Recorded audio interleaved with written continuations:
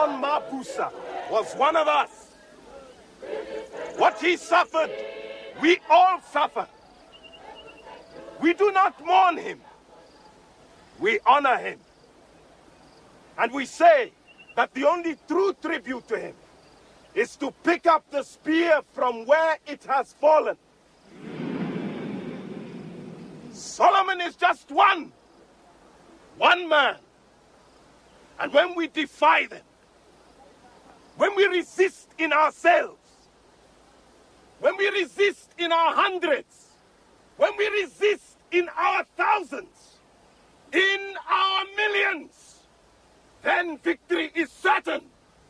Amanlah! Amanlah! Mabuye!